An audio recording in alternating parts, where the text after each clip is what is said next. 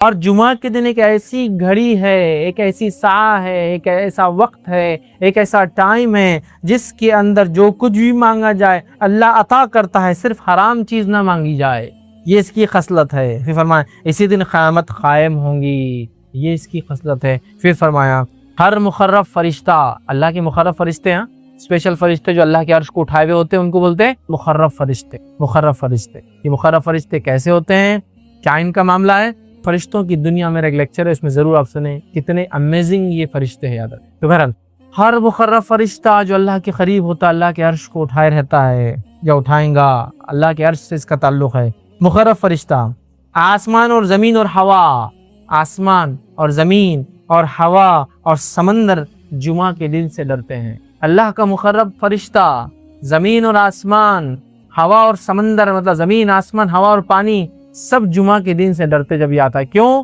کیونکہ جمعہ کو قیامت قائم ہے تو وہ گھبرا جاتے، وہ ڈر جاتے اپنے رب سے، سمجھ رہا؟ اور مسلمان کا حال یہ سب سے زیادہ مست ہو کر پڑا ہوا ہے جمعہ کے اوپر۔ جو جمعہ کی مخصوص عبادتیں وہ تو غائب ہے، فرائض بھی اس دن چھوٹ جاتے ہیں، اس لیے کہ بولے ہفتہ بھر نماز پڑھانا میں نے فجر کی، جمعہ آج ایک چھٹی کا دن ہے، کیونکہ آفس رہتا جلدی 8 بجے تو اٹھ جا رہا، فجر ہو جا رہی، آفس نہیں ہے آج تو فجر بھی نہیں ہے آج۔ سبحان اللہ، یہ تو اتنا عظیم دن ہے، یہ دنوں کا سردار ہے، سب سے افضل دن ہے جس پہ سورج طلوع ہوتا ہے۔ اس دن اللہ کے مقرب فرشتے زمین، آسمان، سمندر، ہر کوئی، ہوا، پانی سب ڈر رہے ہیں، کیونکہ اس دن قیامت قائم ہے۔ آدم علیہ السلام پیدا ہوئے، آدم علیہ السلام دنیا میں بھیجے گئے، آدم علیہ السلام اسی دن وفات پائے، اور ایک ایسی گھڑی ہے اس دن میں جس گھڑی میں جو دعا مانگی جائے رد نہیں ہوتی سوائے حرام چیز نہ مانگے، اور اس کے ساتھ ساتھ اس کی ایک اور فضیلت ہے، اسی دن قیامت قائم ہو، اور ہر کوئی اس دن سے ڈرتا ہے اللہ کی۔ صرف ابن آدم جو ہے مست ہے، جن اور انس نہیں سمجھ پا رہے کہ رب العزت نے کیا فضیلت کا حامل بنایا اس دن کو، اس کی فضیلت کو سمجھ کے اپنے زندگیوں کو ہم بدلیں۔ آئیے اب اس اوپر والی حدیث میں ایک جو نقطہ ہم کو اضافی ملا، اس سے پہلے کی حدیث میں بھی سیم تھا، آدم علیہ السلام پیدا کیے گئے، توبہ کیے، جنت میں ڈالے گئے، دنیا میں بھیجے گئے، انتقال ہوا اسی دن، یہ باتیں تو پتہ چل گئی ہم کو، لیکن ایک اضافی چیز تھی اس کے اندر، وہ یہ تھی اس میں گھڑی آتی ہے، ایک ٹائم ہے جس میں مانگی گئی دعا اللہ رد نہیں کرتا سوائے حرام چیز نہ مانگی جائے۔ آئیے اس کے تعلق سے تھوڑی سی تفصیلات دیکھتے ہیں۔ ابو داؤد کی روایت ہے، نبی اکرم صلی اللہ علیہ وسلم فرما رکھا جمعہ کا دن 12 ساعت میں جو ہے 12 گھڑیاں اس کے اندر ہوتی ہے، 12 پارٹس جس کو بول لیجیے عام زبان میں۔ تو اللہ کے رسول صلی اللہ علیہ وسلم فرماتے جمعہ کے دن میں 12 ساعت ہے، 12 گھڑیاں ہیں، 12 گھڑیاں ہیں یا 12 گھڑیوں کا ہوتا ہے۔ اس میں ایک گھڑی ایسی ہے کہ مسلمان اس گھڑی کو پا کر اللہ سے جو مانگتا ہے تو اللہ اسے ضرور دیتا ہے، لہٰذا اسے تم عصر کے بعد آخر گھڑی میں تلاش کرو۔ جمعہ کا دن 12 گھڑیوں میں آپ نے فرمایا تقسیم ہوتا ہے، اس میں ایک گھڑی ایسی ہے جس گھڑی کے اندر سمجھو، جس گھڑی کے اندر جو مومن دعا مانگتا ہے اللہ اس کی دعا کو رد نہیں کرتا ہے، اور اس گھڑی کو تم عصر کے بعد تلاش کرو، یہ آپ سے فرماتے ہیں، اور تم عصر کے بعد آخری گھڑی میں اس کو تلاش کرو۔ تو گویا جمعہ پورا دن ہے، پورے دن نے عصر کے بعد سے لے کر، اور ہم جانتے ہیں نا دن کب بدلتا ہے، تو میں سمجھ رہا ہوں علم ہوگا، دن مغرب سے بدلتا ہے اسلام میں، رات کے 12 بجے کے چکر میں مت جائیے، ٹھیک ہے، مغرب سے دن بدلتا ہے۔ اس کی دلیل کیا ہے، بہت زیادہ تفصیلات میں نہیں جاؤں گا۔ جب رمضان کا مہینہ آتا ہے تو پہلے کیا پڑھتے ہیں، تراویح، اور بعد میں روزہ رکھتے ہیں نا، تو مغرب ہوتے ہی چاند دکھ گیا، رہے رمضان شروع ہو گیا، اب تراویح ہوں گی آج، سمجھے آپ، ٹھیک ہے، تو مغرب سے شروع ہوتا ہے، اسی لیے جمعہ سے ایک دن پہلے کو اردو زبان میں کیا بولتے ہیں، جمعرات، جمعہ کی رات آنے والی ہے، آگاہ ہو جاؤ، ٹھیک ہے، اسی لیے اس کو بولتے ہیں جمعرات، کہ جمعہ کی رات ابھی آ جاتی، یہ دن اہتمام کرو اس کا، ابھی سے پالو۔ تو گویا جمعرات کی رات، تھرسڈے کے دن مغرب سے جمعہ شروع ہوتا ہے، اسی لیے اس کو اردو میں جمعرات بولتے ہیں، جمعہ کی رات آج آ جاتی ہے ایک دن پہلے، پھر جمعہ آتا ہے۔ اب جمعہ کے دن عصر کے بعد آپ سے فرمایا اس کو تلاش کرو، تو جمعہ کے دن عصر کے بعد بولے تو دن کب ختم ہوتا ہے، مغرب میں، مغرب سے کیا لگیں گا، یوم السبت، ہفتہ لگ جائیں گا، سنیچر لگ جائیں گا، ٹھیک ہے، تو گویا عصر سے مغرب کے بیچ میں ہے۔ اس گھڑی میں مانگی گئی دعا کو اللہ رد نہیں کرتا سوائے حرام چیز نہ مانگی جائے۔ ڈن۔ بہت سارے لوگ مصیبتوں سے، بیماریوں سے، تکلیفوں سے، پریشانیوں سے، جسمانی پریشانیوں سے، گھریلو پریشانیوں سے، مالی پریشانیوں سے پریشان ہیں، بس اٹھا لیجیے اس دن کا فائدہ، منا لیجیے اس دن کو، حقیقت میں منا لیجیے اپنے رب کو، کروا لیجیے اپنی دعا قبول، رد نہیں کرتا اللہ مومن کی دعا سوائے حرام چیز نہ مانگے۔ تو آپ سے فرماتے ہیں اللہ ضرور دیتا ہے، لہٰذا اسے تم عصر کے بعد آخری گھڑی میں تلاش کرو۔ تو دیکھیے آپ کتنی فضیلت ہے اس یوم الجمعہ کی، جمعہ کے ایک دن کی، یاد رکھیے۔ تو آپ کوئی انسان یہ گھڑی کو کبھی غلطی سے بھی ضائع نہ ہونے دیں، خوب فائدہ اٹھائے اس گھڑی کا، یاد رکھے، ٹھیک ہے۔ تو اللہ تعالیٰ نے جمعہ کے دن میں بھی عصر کے بعد کے وقت کو ایک خاص فضیلت دی تھی جمعہ کے دن کے، تاکہ اس میں کیا جائے عمل بہت بہترین ہوتا ہے، دعا کے اعتبار سے قبول ہو جاتا ہے۔ اور جمعہ کب سے چالو ہوتا ہے میں تفسیر رکھ چکا ہوں، یہ تھرسڈے کے دن مغرب سے سورج غروب ہونے سے لے کر فرائیڈے کے دن سورج غروب ہونے تک چلتا ہے۔ اس کو اردو میں جمعرات کی رات، جمعرات کی ایکچولی جمعہ کی رات ہی ہے، جمعرات کی رات سے لے کر ہفتہ لگنے سے پہلے جمعہ کی مغرب تک ہوتا ہے، یاد رکھ، ٹھیک۔ تو اس میں پالے، اسی طرح جو ہے ابو داؤد اور حاکم اور نسائی کی روایت ہے، اس روایت کے اندر ہے اسے عصر کے بعد آخری ساعت میں تلاش کرو۔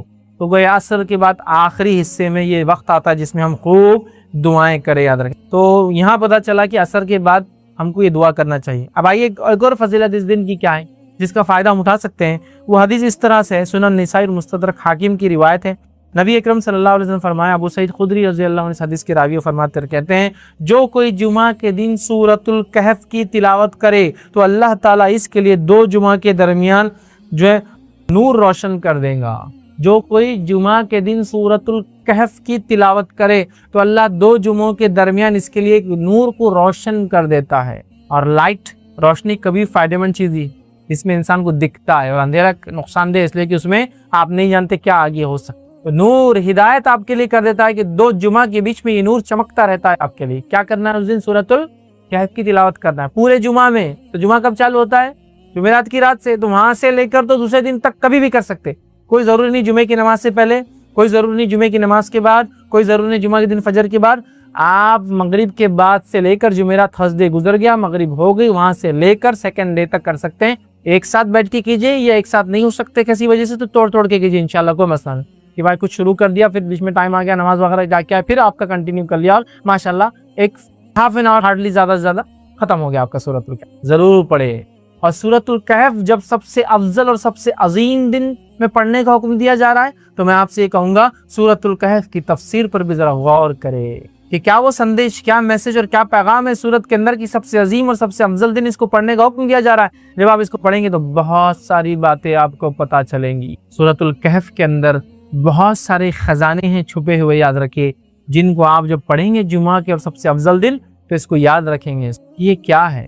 اس کی پہلی 10 آیتوں کی صرف فضیلت یہ ہے اس سورۃ الکہف کی کہ جو اس کو تلاوت کرتا ہے کس سے محفوظ رہیں گا؟ دجال کے فتنے سے محفوظ رہیں گا۔ اور دجال کا فتنہ کیا ہے؟ صرف ایک روایت رکھتا ہوں اس تعلق سے کہ اللہ کے رسول صلی اللہ علیہ وسلم فرماتے ہیں، نوح علیہ السلام سے لے کر تمام انبیاءوں نے مجھ سے پہلے تک، مطلب آپ صلی اللہ علیہ وسلم پہلے تک دجال کے فتنے سے اپنی قوم کو ڈرایا ہے۔ نوح علیہ السلام پہلے رسول انسانی طرف بھیجے گئے، ان سے لے کر تمام انبیاءوں نے کس سے ڈرایا اپنی قوم کو؟ دجال سے۔ اور دجال کے فتنے سے بڑا کوئی فتنہ نہیں ہوا ہے، اس لیے تمام انبیاءوں نے ڈرایا ہے۔ اور صحابہ کو جب اللہ کے رسول صلی اللہ علیہ وسلم نے بات بیان کی، صحابہ کانپنے لگے اور ڈر گئے، کیونکہ وہ جانتے تھے آخری نبی کے بعد اس کا آنا تو طے ہے، لیکن ڈرانا پہلے نبی سے پہلے رسول ڈرا رہے ہیں اپنی قوم کو دجال کے فتنے سے، کتنا ڈینجرس فتنہ، اس سے بس پہلی 10 آیتوں کی فضیلت ہے۔ کچھ نہ کچھ تو پیغام ہے ان 10 آیتوں میں، کھولیے اس پیغام کو، جائیے اس کی تفسیر اور اس کی گہرائیوں میں، پھر پتہ چلے گا کیا اسٹرانگ میسج اللہ دے رہا ہے، کیا سگنلز پاس کی جا رہے روز قیامت جو سب سے بڑا فتنہ آنے والا ہے اس سے بچنا ہے۔ تو یہ ہے میرے طرف سے پیغام اور ہدایت، دیکھو، ڈیکوڈ کرو اس کے پیغاموں کو، ان میسیجز کو دیکھو، اس کی تفصیلات میں جاؤ، اس کی تشریح میں جاؤ، اس کی گہرائیوں میں جاؤ، اور اپنے آپ کو اور اپنے آنے والی نسلوں کو دجال کی فتنہ، وہ دجال جو عظیم آنے والا ہے سب سے بڑا، اس کے علاوہ چھوٹے موٹے دجال تو انشاءاللہ یوں ہی نکل جائیں گے۔ سب سے بڑے فتنے کا اس کے اندر حل ہے 10 آیتوں میں، ایک روایت میں کہ پہلی 10 آخری 10 کی بھی الفاظ ہیں ایک حدیث کے اندر، یا آخری 10 بھی دجال کے فتنے سے نہ، سمجھا؟ سورۃ الکہف پڑھیے، نوجوانوں کے واقعے سے چالو ہوتی ہے جو اپنے رب پر ایمان لائے اور پھر وہ اپنی جانوں کو بچانے ایک گفا میں چھپ گئے، رب العزت نے ان کو نشانی بنا، جب اٹھے پتہ نہیں کتنے 100 سال بعد عرصہ ختم ہو چکا تھا، لوگ ایمان لا چکے تھے، یہ ایمان لائے تھے، کوئی ایمان والا نہیں تھا، جب یہ اٹھے دینوں سے تو سب ایمان والے تھے، لوگوں نے پہچان لیا، کہا اچھا تم تو وہ، تمہارے قصے مشہور تھے، لوگ بولتے تھے کچھ نوجوان چلے گئے وہ تم، پہچان لیا لوگ۔ پڑھیے سورت، اس دن خاص کیا ہوتا ہے جب یہ پڑھ لیتے ہیں آپ تو ایک جمعہ سے دوسرے جمعہ ایک نور آپ کے لیے روشن کر دیا جاتا ہے۔ یہ سورۃ الکہف کی فضیلت ہے خاص طور سے جمعہ کے دن پڑھے جانے کے لیے، ٹھیک ہے؟ آئیے آگے بڑھتے ہیں۔ اس دن جہاں یہ دن فضیلت والا ہے، تمام چیزیں ہیں، اب اس دن اور بھی فضیلت ہے، یاد رکھیے۔ ان فضائل میں سے ایک فضیلت کیا ہے یاد رکھیے اس دن کی، وہ یہ ہے نماز جمعہ، بہت ساری فضیلتیں ہم دیکھتے آ رہے ہیں، بہت سارے کرنے والے کام بھی دیکھتے آ رہے ہیں، ہے نا. دعا کا ہم نے دیکھ لیا، سورۃ الکہف کا دیکھ لیا. اب اس دن ایک اور عمل ہے جو بڑا اہم ہے، یاد رکھیے، امپورٹنٹ، یا میں کہوں گا ایک اور عمل ہے جو موسٹ امپورٹنٹ ہے. وہ کیا ہے؟ صلاۃ الجمعہ، نماز جمعہ، جمعہ کی نماز. One of the most important, جس کو کہیں گے سب سے اہم اعمال جو اس دن کیے جاتے ہیں، اس میں ایک سب سے اہم عمل ہے، اس لیے کہ یہ بہت خاص عمل ہے، اس کے ساتھ بہت تو ہمیں اللہ رب العزت سے ہمیشہ دعا کرتے رہنا چاہیے کہ اللہ رب العزت ہمیں آزمائش سے بچائے. تو آج کا پہلا ہمارا پوائنٹ ہوگا، یاد رکھیے، کہ فتنوں سے بچنے کے لیے اللہ کی پناہ طلب کرنا. فتنوں سے بچنے کے لیے اللہ کی پناہ طلب کرنا، چونکہ جو دور سے میں اور آپ گزر رہے ہیں یہ بڑا پرفتن دور ہے، بڑا آزمائشوں کا دور ہے. یا تو پھر ہم نے اپنے اعمال کو اتنے برے کر دیے، بدعملیوں کے نتیجے میں عذاب آ رہا ہے ہم پر. اگر ہماری آزمائش ہے تو ہم کو صبر کرنا ہے، اور اگر ہم پر عذاب ہے تو اپنے اعمال کو تبدیل کرنے کی ہمیں کوشش کرنا ہے. ہم دیکھ رہے ہیں لوگ پیٹے جا رہے ہیں، مارے جا رہے ہیں، لیکن وہ سمجھ نہیں پا رہے ہیں کہ آزمائش اللہ کا عذاب ہے. عمومی طور سے اللہ کی آزمائش ان لوگوں کو ہی آتی ہے، اللہ کی آزمائش ان لوگوں کو آتی ہے، یاد رکھیے، جو اللہ کے مقرب بندے ہوتے ہیں، اور اللہ ان کو عذاب دیتا ہے، یاد رکھیے، جو لوگ اس کو ناراض کرتے ہیں. ظاہر سی بات ہے، ہمیں ہمیشہ اللہ سے فتنوں سے جو ہے پناہ طلب کرنا چاہیے. یہ ہمارا پہلا نقطہ ہے. نبی اکرم صلی اللہ علیہ وسلم کے تعلق سے آتا ہے، جو ہے زید بن ثابت رضی اللہ عنہ فرماتے کہ اللہ کے رسول صلی اللہ علیہ وسلم نے ایک بار یہ ارشاد فرمائی، مسلم کی روایت ہے، آپ نے فرمایا اور کہا کہ اعوذ باللہ من الفتن ما ظہر منها وما بطن. آپ صلی اللہ علیہ وسلم نے صحابہ سے آ کر کہا کہ اے لوگو، تم اللہ سے پناہ مانگو، کن چیزوں سے؟ من الفتن، فتنوں سے، یاد رکھیے، ما ظہر، جو ظاہر ہے، منہا وما بطن، اور جو چھپے ہوئے ہیں. تو نبی اکرم صلی اللہ علیہ وسلم نے صحابہ سے کہا کہ اے لوگو، فتنوں سے پناہ مانگو اللہ سے، جو ظاہر ہے اور جو چھپے ہوئے ہیں. چنانچہ جیسی نبی اکرم صلی اللہ علیہ وسلم کا یہ حکم صحابہ نے سنا، صحابہ نے یہ کہا جو حدیث میں آتا ہے، نعوذ باللہ من الفتن ما ظہر منہا وما بطن. ہم سب پناہ مانگتے اللہ کی ان فتنوں سے جو ظاہر ہے اور جو باطن ہے. تو گویا اللہ کے رسول صلی اللہ علیہ وسلم فتنوں سے بچنے کے لیے صحابہ کو تلقین کی، اور صحابہ نے فوراً یہ دعا دہرا لی اور کہا کہ اللہ، ہم پناہ میں آتے ہیں تیری جو ظاہر فتنے ہیں اور جو باطن فتنے، یاد رکھیں. تو لہٰذا ہم بہت پرفتن دور سے گزر رہے. اس فتنے کے دور میں، یاد رکھیے، ہم تمام کو خوب کثرت سے اللہ سے دعا کرتے رہنا چاہیے کہ اللہ ان فتنوں سے ہمیں نجات دے، ان فتنوں میں ہمیں ثابت قدم رکھ، ان آزمائشوں کے ہمارا جو مرحلہ ہے اس میں اچھے سے گزار دے، ہم کو اس چیز کی توفیق دے کہ چونکہ آزمائش بھی تیری طرف سے آتی ہے، اور آزمائش کو برداشت کرنے کی اور صبر کرنے کی توفیق بھی تیری طرف سے آتی ہے. تو لہٰذا ہمیں توفیق دے، جو آزمائش تو نے دیا، اس آزمائش میں ہم کھرے اترے، صحیح سے اس آزمائش سے گزرے، اور یہ زندگی ہماری خیر سے گزر جائے، اور آخرت میں ہمارا جو ہے بیڑا پار لگ جائے، یاد رکھیں. تو بہرحال ہمیں سب سے پہلا کام کرنا ہے، فتنوں سے پناہ مانگنا ہے. یہ پہلا کام ہے دور حاضر میں کرنے والے جو اعمال ہے، جو فتنوں سے ہم گزر رہے ہیں، جو فساد سے گزر رہے ہیں.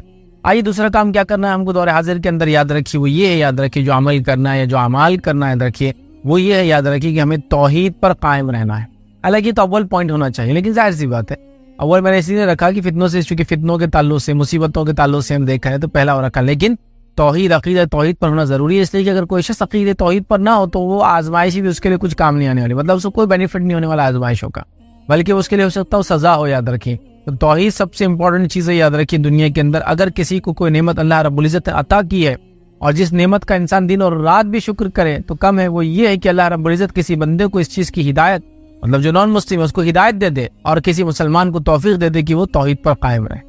اس سے بڑی کوئی دوسری نعمت نہیں. یاد رکھیے، اگر انسان کو اللہ رب العزت ہاتھ پیر بھی نہ دے تو بھی چل جائے گا، لیکن توحید کی نعمت دے، اس لیے کہ یہ چلی جائے تو پھر دنیا تو برباد ہوتی ہے، آخرت بھی ہو جاتی ہے. اللہ تعالیٰ مال و دولت نہ دے، غربت میں زندگی گزار دے، مگر توحید پر ہو، کامیابی ہے. اللہ تعالیٰ نے اگر مشکلوں میں زندگی گزار دی، بیماریوں میں گزار دی، تنگ دستی میں گزار دی، شہر سے بے شہر آپ کو ہونا پڑا، وطن سے بے وطن ہونا پڑا، مشکل ہو گئی، زمین پر فساد تھا آپ کے، کچھ بھی ہو، لیکن آپ نے اگر یہ کام کیا نا کہ آپ توحید پر تھے، تو باقی بیڑا انشاءاللہ العزیز پار ہے. یاد رکھیے، اور اگر توحید نہیں تھی اور دنیا عیش و آرام سے گزر گئی، مال و دولت میں گزر گئی، حکومت اور جس کو کہیں گے سب کچھ مل گیا، اولاد مل گئی، اچھا ماحول مل گیا، کھانے کو ملی نعمتیں، زمین جائیداد، یہ وہ، اچھا ملک، سب کچھ مل جائے، سلطنت دنیا کی، آخرت میں جو خسارہ. یاد رکھیے، تو ہمیں توحید پر قائم رہنا ہوگا. یاد رکھیے، توحید پر باقی رہنے کی دن رات کوشش کرنا ہوگی، اور یہ بات کو جانچنا ہوگا، دیکھنا اور پرکھنا ہوگا، کہیں ایسا نہ ہو ہمارے اندر کسی بھی قسم سے توحید کی الٹ چیز، وہ کیا ہوتا ہے؟ شرک، وہ آنا جائے. اس لیے اگر وہ آ جائے تو وہ ایک ایسا کیڑا، یاد رکھے، جو کسی بھی اچھے جھاڑ کو ایسے کیڑے خراب کر دیتے ہیں، جو جھاڑوں کو جڑوں میں لگ جاتے ہیں. کبھی تو یہ توحید میں اگر خلل ہو جائے، مطلب شرک آ جائے، تو یہ ایک ایسا کیڑا ہے جو جھاڑ کی جڑ میں لگا ہوا ہے، اوپر بھی نہیں دکھتا بھی نہیں. بہت اہم بات ہے، یاد رکھیں. تو دوسرا کام ہم کو کرنا ہے، توحید پر قائم رہنا ہے، چاہے حالات کسی بھی قسم کے ہو. چاہے کسی بھی حالات سے میں اور آپ گزر رہے ہوں. یہ بات کا تہیہ ہوں گا کہ توحید ہمارے ہاتھ سے کبھی نہ جائے. رکھیے چونکہ عقیدہ توحید پر ثابت قدمی یہ سب سے بڑی اللہ رب العزت کی نعمت اور دولت ہے. اس لیے کہ اللہ رب العزت نے قرآن میں دیکھی کیا فرمایا, ما اصاب من مصیبت الا باذن اللہ ومن یؤمن باللہ یہدی قلبہ واللہ بکل شیء علیم. اللہ فرماتا ہے, کہتا ہے جو مصیبت بھی آتی ہے وہ اللہ کے اذن حکم سے آتی ہے, اور جو اللہ پر ایمان لائے تو اللہ اس کے دل کو ہدایت بخشتا ہے, اور اللہ ہر چیز کو جاننے والا ہے. تو ہر مصیبت اللہ کی طرف سے آتی ہے, لیکن جو شخص ایمان لائے اللہ پر, مطلب توحید پرست ہو, تو آزمائش اللہ کی طرف سے. اگر ہم توحید پر ہوں گے اس آزمائش میں تو اللہ کیا کریں گے, ہمارے دل کو ہدایت بخشیں گے. یاد رکھ, ہمیں اس مصیبت, اس مشکل, اس پریشانی, اس جو آفت یا بلا ہم پر وہ لاتا ہے, جو آزمائش لاتا ہے, اس میں ہم کو ثابت قدمی ملیں گی. یاد رکھیں, تو اللہ نے خود فرما دیا کہ اللہ کی طرف سے مصیبت آتی ہے, لیکن اللہ تعالیٰ کسی کے دل کو اگر ہدایت دے دے, کسی بندے کو ایمان پر رکھ دے, تو بہرحال اس کی اللہ کی بڑی نعمت ہے. اور اللہ رب العزت جو ہے دل کو ہدایت بخشتا ہے, اور اللہ ہر چیز کو جاننے والا ہے. تو ظاہر سی بات ہے ہم کو یاد رکھیے توحید پر رہنا ہے, اور شرک جیسی بری اور خطرناک بیماری ہمارے اندر کبھی نہ آئے. اور یہ بات بھی میں رکھ دوں, یاد رکھیے کسی بھی عمل کو قبول ہونے کے لیے 3 کنڈیشن علماء لگاتے ہیں. سب سے پہلا توحید پر ہو, دوسرا خالص نیت سے کرے, اور تیسرا سنت کے مطابق ہو تو عمل قابل قبول ہے. یہ جنرل رولنگ ہے, جنرل اصول ہے, آپ یاد رکھ لیجیے. تو یہاں پہلا پوائنٹ بھی آ گیا اس کے اندر, یہ کہ جو اعمال کی قبولیت کی ضروری ہے توحید. کوئی انسان کتنا بھی عمل کرے توحید پر نہ ہو, اخلاص کے ساتھ بھی کرے اور سنت کے مطابق بھی کرے تو فائدہ نہیں ملے گا. کوئی انسان کتنا بھی جو ہے سنت کے مطابق کام کرے لیکن توحید پرست نہ ہو تو اس کو فائدہ نہیں ملے گا. کوئی انسان توحید پرست بھی ہو, سنت کے مطابق کام کرے, لوگوں کو دکھانے کرے تو بھی فائدہ نہیں ہوگا. تینوں چیزوں کا کمبینیشن ہے, یاد رکھیے, کوئی بھی عمل کا قبولیت. تو یہ ہمارا سیکنڈ پوائنٹ تھا کہ ہم توحید پر ہو. یاد رکھیے پہلا فتنوں میں ہم جو ہے اللہ رب العزت سے ہمیشہ دعا کرے کہ اللہ حفاظت کرے, دوسرا توحید پر یاد رکھے. آئیے تیسرے پوائنٹ کی طرف بڑھتے ہیں. وہ کیا عمل ہے ہم کو کرنا اس دور میں, جس دور سے میں اور آپ گزر رہے ہیں. یاد رکھیے وہ عمل یاد رکھے, کتاب اللہ اور سنت رسول اللہ صلی اللہ علیہ وسلم کو مضبوطی سے تھام لینا ہے. کتاب اللہ اور سنت رسول اللہ صلی اللہ علیہ وسلم کو مضبوطی سے تھام لینا ہے. یہ بات میں نے کیوں کہی, کیونکہ اس سے پہلے کا جو پوائنٹ تھا اس کے آخر میں نے جو کہا, کسی بھی عمل کی قبولیت کے لیے 3 کنڈیشن ضروری ہے. توحید پر ہو, اخلاص نیت سے کیا ہے, سنت کے مطابق کیا جائے. تو کتاب و سنت یاد رکھیے, کتاب و سنت یاد رکھیے, اس کو ہم کو تھام لینا ہے مضبوطی کے ساتھ. اگر کتاب و سنت کو ہم نے مضبوطی سے نہیں تھاما, یاد رکھیے, تو اللہ رب العزت ہمیں ہدایت اور رہنمائی نہیں دے سکتا, چونکہ ہدایت اللہ کی کتاب میں ہے. قرآن میں اللہ نے کیا فرمایا سنیے, قرآن کا حکم اللہ فرماتا ہے اور کہتا ہے قد جاءکم من اللہ نور و کتاب مبین. اللہ فرماتا ہے کہ اللہ کی طرف سے تمہارے پاس جو ہے نور اور کتاب مبین, کھلی کتاب آ گئی. مطلب قرآن نور ہے, ہدایت ہے, اور کھلی کتاب آ گئی. تمہارے پاس اللہ کی طرف سے نور اور ایسی واضح کتاب آ چکی ہے جس کے ذریعے اللہ تعالیٰ ان لوگوں کو سلامتی کے راہوں کی طرف ہدایت دیتا ہے جو اس کی رضا کی اتباع کرتے ہیں, اور اپنے حکم سے اندھیروں سے نکال کر روشنی کی طرف لے جاتا ہے, اور صراط مستقیم کی طرف ان کی رہنمائی کرتا ہے. تو یہاں اللہ رب العزت نے واضح کر دیا کہ ہمارے پاس قرآن کی شکل میں نور آ گیا اور کھلی کتاب آ گئی. اللہ اس کے ذریعے جو اس کے راستے میں چلتا ہے ان کو ہدایت دیتا ہے. تو گویا قرآن وہ کتاب ہے, یاد رکھیے ہمارے لیے کتاب ہدایت ہے. اگر اس کو ہم چھوڑ دیں گے تو یاد رکھیے دنیا میں کوئی کامیابی کا راستہ نہیں ہے. اکثر لوگ ہم دیکھتے ہیں اس کتاب کو چھوڑنے کے نتیجے میں دنیا میں ذلیل اور گمراہ ہوتے ہیں, اور آخرت میں یاد رکھیے بہت ہی سخت انجام ہوگا. یاد رکھیے, تو لہٰذا ہمیں چاہیے کہ قرآن کو ہم تھام لیں, قرآن کو اپنی زندگیوں کے اندر لے آئے, اور قرآن کے مطابق مکمل طور سے میری اور آپ کی لائف گزرے. یہ سب سے امپورٹنٹ ہے, یاد رکھیے. چلیے آگے بڑھتے ہیں, 4تھ پوائنٹ کی طرف بڑھتے ہیں, جو آج کی جدید دور میں جو فتنوں کا دور ہے, جو جس طرح کے حالات سے گزر رہے, کیا عمل ہم کریں. 4تھ کام کو کرنا ہے, دینی علم کو خوب حاصل کرنا ہے. توحید کا علم ہم نے دیکھ لیا ضروری ہے, توحید پر رہنا, اور اس کا علم ہوگا تو رہیں گے ہم. اس کے بعد کتاب و سنت کے مطابق عمل ہم نے دیکھ لیا. یاد رکھیے اب ہم جو پوائنٹ دیکھ رہے ہیں وہ دینی علم کو حاصل کریں, مطلب من جملہ اسلام کا نالج گین کرے. یاد رکھیے یہ بے حد ضروری ہے, اس لیے کہ علم جو ہے نور ہے. یاد رکھیے, دیکھیے میں آپ کو مثال دیتا ہوں. علم کی مثال کیا ہے, اگر ایک جگہ اندھیرا اور آپ لکڑی لے رہے اس سے اندھیرے میں چلائے تو کیا اندھیرے کو مار لگے گا اس سے؟ نہیں. لیکن اگر اسی اندھیرے میں آپ چھوٹا سا بلب جلا دے تو وہ روشنی اندھیرے کو ختم کرنا شروع کر دیتے. تو علم یہی ہے, علم نور ہے, مطلب دنیا میں اندھیرا ہے. اگر اللہ رب العزت اپنی شریعت کو نازل نہ کرتا تو انسان تو کبھی ہدایت تک نہیں پہنچ سکتا, ہے نا. تو ظاہر سی بات ہے علم نور ہے. دین اور شریعت کا علم میں یہاں خاص طور سے کہہ رہا ہوں, اور اس کے علاوہ دنیاوی علم بھی اس میں شامل ہے. لیکن سب سے اول دین اور شریعت کا خوب علم حاصل کرے, یہ بے حد ضروری. یاد رکھیے وقت کی ضرورت ہے. یاد رکھیے آج لوگوں کو بیسیکلی طہارت کے ایشوز نہیں معلوم ہے, اس کے مسائل نہیں معلوم ہے نا. طہارت بنیادی چیز ہے, اس لیے کہ اس کے بغیر نماز روزہ مطلب جس کو کہیں گے نماز نہیں ہوتی. یاد رکھیے, ہے نا, ہم جانتے ہیں اس تمام چیزوں کو. حج وغیرہ اس پر ڈیپینڈ ہے, طہارت وغیرہ کے مسائل. یاد رکھیے قرآن کی تلاوت اس سے جڑی. یاد رکھیے بہت سارے احکام ایسے تو اسلام چاہتا ہے ذہنی طہارت ہو، مطلب ذہن پاک ہو، خیالات پاک ہو، جسم پاک ہو، کپڑے لباس پاک ہو، اطراف کا ماحول پاک ہو، محلے پاک ہو مسلمانوں کے، ہے نا. تو بہرحال ہمیں جو ہے دینی علم حاصل کرنا ہے. ہم دیکھیے بنیادی طور سے دینی علم اتنا ہم میں کمزور ہے کہ اگر نماز میں اگر وہ رکعتیں زیادہ ہو جائے، کم ہو جائے، کوئی رکن چھوٹ جائے نماز کا، تو کیا کرنا ہے ہم کو پتا نہیں. بس لوگ جو بول رہے ہیں ہم وہ کر لے رہے ہیں، لیکن ہم کو نہیں پتا کہ سسٹمیٹیکلی مجھے اور آپ کو کیا کرنا چاہیے جب اس طرح کا کوئی واقعہ ہو جائے تو ہمارے ساتھ. تو بہرحال یہ بڑی سوچ کی چیزیں یاد رکھیے، اس معاملے میں بہت گہرائی سے ہم کو سوچنا یاد رکھیے، اور ہمیں جو ہے اس چیز پر عمل کرنا ہے، دینی علموں کو حاصل کرنا یاد رکھیے. اس لیے کہ یاد رکھیے اللہ رب العزت نے یہ حکم سورہ توبہ میں دیا، صحابہ کے تعلق سے آتا ہے. سورہ توبہ سورہ نمبر 9 آیت نمبر 122 میں اللہ نے دیکھی کیا فرمایا اور کہا. اللہ نے فرمایا پھر ایسا کیوں نہ ہوا کہ ہر فرقے میں سے کچھ لوگ دین میں سمجھ پیدا کرنے کے لیے نکلتے تاکہ جب وہ ان کی طرف واپس لوٹتے تو اپنے گھروں کو برے انجام سے ڈراتے، اس طرح شاید وہ برے کاموں سے بچتے رہتے. مطلب ایسا کیوں نہیں ہوا کہ صحابہ جہاں جن علاقوں سے تھے وہ کیوں نہیں آئے اور دین کا علم کیوں نہیں حاصل کیا، تاکہ وہ علم حاصل کرتے دین کا اور پھر جا کر اپنے گھر والوں کو سکھاتے. تو گویا یہاں حکم دیا گیا کہ دینی علم کے لیے نکلو، سیکھو اور جا کر سکھاؤ، ہے نا. نبی اکرم صلی اللہ علیہ وسلم نے فرمایا، بہت مشہور روایت ہے، طلب العلم فریضۃ علی کل مسلم، کہ علم کا حاصل کرنا ہر مسلمان کے لیے فرض ہے. یاد رکھیں اس کی طلب رکھنا، اس کی طلب رکھنا، اس کی سوچ رکھنا، اس کی کوشش کرنا ہمارے لیے بے حد ضروری ہے. یاد رکھیے آج ہم دیکھتے ہیں لوگ جھوٹی نبوت کا دعویٰ کر رہے ہیں اور اچھے خاصے مسلمان ان کے فالوورز بن جا رہے ہیں. لوگ جو ہے انکار حدیث کر رہے ہیں، مطلب ایک فتنہ ہی بہت بڑا کہ نبی اکرم صلی اللہ علیہ وسلم کی سنت کا انکار کر رہے ہیں اور لوگ اس کو مان لے رہے ہیں. یہ کہہ رہے ہیں کہ قرآن تو بڑا ہے تو ہم قرآن کو کیسے حدیث سمجھیں گے، تو لہٰذا ہم صرف قرآن کو مانیں گے. اور لوگ بڑے ہاں ٹھیک ہے بس صحیح بات ہے. اور لوگ دیکھ رہے، آپ دیکھ رہے پھر انکار حدیث کر رہے ہیں، مطلب حدیث کو چھوڑنے کے فتنے میں پڑ چکے ہیں، صرف قرآن کو ہمارے لیے کافی کہہ رہے ہیں. حالانکہ نبی اکرم صلی اللہ علیہ وسلم نے اس بات کی وضاحت کر دی تھی حدیث میں کہ ایک زمانہ آئے گا تم میں سے کچھ لوگ تکیوں سے ٹیک لگا کر بیٹھیں گے اور کہیں گے جو اللہ کی کتاب میں حرام ہے وہ حرام ہے اور جو اللہ کی کتاب میں حلال ہے وہ حلال ہے. ٹھیک ہے، تو آپ صلی اللہ علیہ وسلم یاد رکھو جن چیزوں کو میں بھی حلال قرار دوں حرام قرار دوں، یہ ویسے ہی جیسے اللہ کی کتاب میں حلال اور حرام قرار دیا ہے. لیکن آج ہم دیکھ رہے ہیں لوگ فتنے میں پڑ رہے، کیوں؟ علم کی کمی کی وجہ سے. طہارت کے مسائل نہیں معلوم، روزے اور نماز کے مسائل نہیں معلوم. جو لوگ ریگولر نماز پڑھ رہے ہیں ان کو یہ نہیں پتا کہ نماز میں سجدے سہو اور وغیرہ وغیرہ وغیرہ کے مسائل کیا ہے. یہ بہت ہائی ٹائم ہے. اندر رکھیے ہم یہ سب گمراہیوں سے، اندھیروں سے، فتنوں سے، فساد سے اگر نکلنا چاہتے ہیں تو دین کا علم حاصل کرے اور اس کو عام کر دے. ہر طرف لوگ اپنے دین کو سمجھتے ہو، اس کے مسائل، اس کی باریکیوں کو جانتے ہو، اور وہ باتیں جو ایک فرد کے لیے جاننا بے حد ضروری ہے. موٹی موٹی جو باتیں جس کو کہیں گے، جیسے ہم فرائض کو ادا کرنا، تو فرائض کو ادا کرنا سب کے لیے ضروری ہے، تو اس کے بارے میں اس کے مسائل جاننا سب کے لیے ضروری ہے. کب ہوتے ہیں، کب نہیں ہوتے، کیسے ہوتے، کن حالت میں چھوڑ سکتے، کن حالت میں کر سکتے، اگر کر رہے ہیں تو کب توڑ سکتے، اگر توڑے تو کفارہ کیا ہوگا، فدیہ کیا ہوگا، اس کی قضا کیا ہوں گی، سب معلوم ہونا چاہیے. لیکن آج ہم دیکھیے کچھ بھی نہیں پتا ہے. لوگوں کو تو میں نے یہاں تک دیکھا کہ حج کو جاتے ہیں اور اچھی خاصی تبلیغ رقمیں بھر کے حج کو جاتے ہیں اور انہیں حج کے مسائل کے بارے میں 100 روپے کی کتاب خرید کے کبھی پڑھی نہیں. اگر کوئی کہے کہ بھائی حج کے مسائل پہ کوئی کتاب خرید لو تو ان کو جان پہ آتا رہے اتنا پیسہ کہاں خرچ کریں گے. 2-2 4 لاکھ حج کے لیے کرتے ہیں لیکن 200 کتاب لے کر مسائل کو جاننے کی کوشش نہیں کرتے. بے حد ضروری ہے، ہائی ٹائم ہے، دینی علم کو ہم خوب عام کریں اور اس کو حاصل کریں. آئیے 5واں کام جو ہم کو کرنا ہے اس دور میں، یاد رکھیے وہ یہ مسلمانوں کی جماعت میں شامل رہنا اور تفرقے سے اجتناب کرنا، مطلب اختلاف سے بچنا ہے.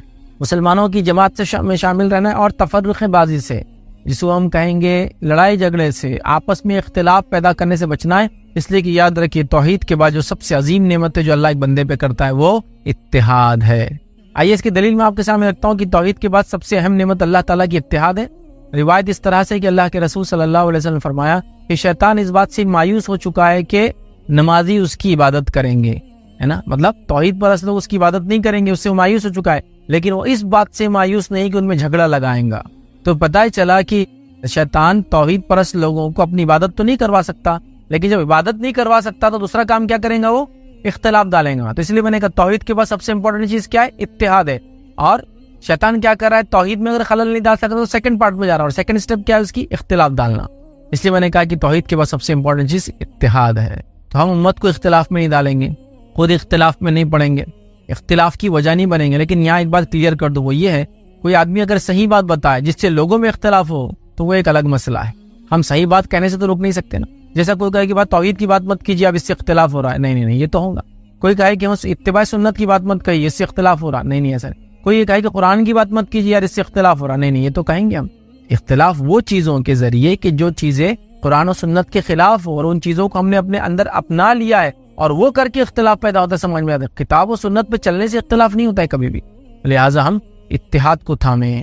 فروعی مسائل کے اندر جو ایسی باتیں ہوتی ہے جو سیکنڈری لیول کی ہوتی ہے، جیسا عقیدہ پرائمری چیز ہے، اس کے بعد نماز روزہ زکوٰۃ حج یہ فرائض پرائمری چیز ہے.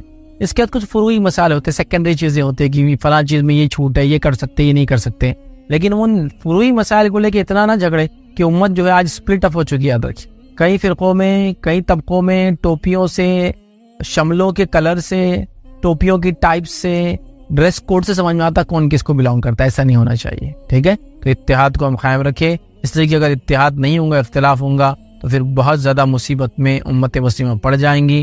اور میں سمجھتا ہوں اتحاد کے فائدے کیا ہے زیادہ بتانے کی آپ کو ضرورت نہیں ہے. چھوٹی موٹی مطلب جس کو کہیں گے چھوٹی کلاسز کے اندر بھی جب ہوتے ہیں نا تو ایک واقعہ بتایا جاتا ہے. ایک باپ ہوتا ہے، مرنے سے قریب ہوتا ہے، اس کو 5-7 بیٹے رہتے ہیں. سب کو 2-2 لکڑیاں لاؤ بولتا ہے، پھر ایک لکڑی ہاتھ میں لو بولتا ہے. سب کو بولتا ہے توڑو، سب توڑ دیتے ہیں.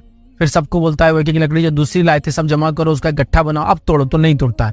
تو یہ بات بالکل کلیئر ہے کہ اتحاد میں برکت ہے، اتحاد رحمت ہے، اتحاد میں ہماری بقا ہے. اور اختلاف زحمت ہے، اختلاف عذاب کا باعث ہے، اور اختلاف کے نتیجے میں ہم خود اپنے آپ کو برباد کریں گے. دشمن کی ہم کو ضرورت ہی نہیں. یاد رکھیں، لہٰذا اتحاد بہت امپورٹنٹ چیز ہے. 6 پوائنٹ یاد رکھیے جو آج کے دور میں عمل کرنا ہے وہ یہ یاد رکھیے، فتنوں کے ایام میں یاد رکھیے خصوصی طور سے عبادت میں مشغول رہی ہے.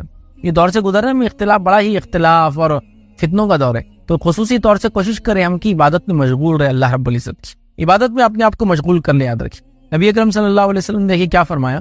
یہ صحیح مسلم کی روایت ہے. آپ نے فرمایا فتنوں میں عبادت کرنا ایسا ہے جیسے میری طرف ہجرت کرنا.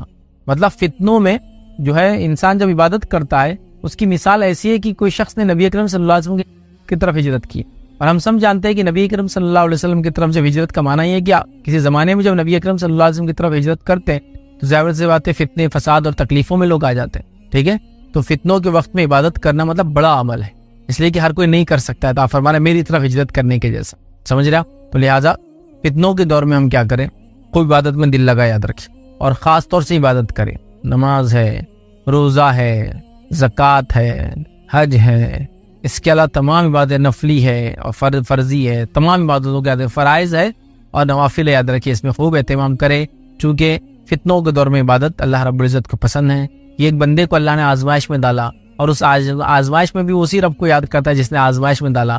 اور ظاہر سے اللہ دیکھتا ہے اس بندے کو اور کہتا ہے کہ یہ تو میرا بندہ ہے، یہ جانتا ہے اس کا ایک رب ہے، اسی نے اس کو آزمائش میں ڈالا ہے، وہی نکال سکتا ہے کیونکہ بندہ اسی سے مانگتا ہے. تو آزمائش بھی اللہ کی طرف سے، اس کو برداشت کرنے کی توفیق بھی اللہ کی طرف سے، اور اس آزمائش کو ہٹانا بھی اللہ کی طرف سے. بس ہمارا کام ہے اس میں صبر کرے اور اللہ سے دعا کرتے رہے کہ اللہ اس کو ہٹا دے.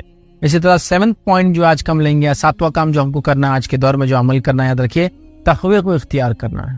اور تقوی کا تعلق دل سے. یاد رکھیے تقوی میری داڑھی سے، تقوی میری ٹوپی سے، تقوی میرے نماز کے چٹے سے نہیں سمجھ میں آ سکتا. تقوی دل کی کیفیت وہ اندر ہوتا ہے کہ جب بندہ اکیلا ہوتا ہے اور اکیلے میں بھی وہ کوئی گناہ نہیں کرتا، یہ سوچ کر کے اس کا رب اسے دیکھا. اور تقوی کیا ہے؟ تقوی یہ ہے کہ اللہ رب العزت کے عذاب سے ڈر کی وجہ سے اور نبی اکرم صلی اللہ علیہ وسلم کی نافرمانی سے بچنے کے لیے ایک انسان سیدھی راہ پر چلے، صحیح کام کو کرے. یہ تقوی ہے کہ اللہ مجھے پکڑ نہ لے اس لیے میں نیک کام کرتا ہوں. یہ تقوی ہے کہ نبی اکرم صلی اللہ علیہ وسلم کی نافرمانی نہ ہو جائے مجھ سے. میں کیا کروں گا اگر ایسا میں کر کے چلا جاؤں گا تو روز قیامت کیا انجام ہوگا.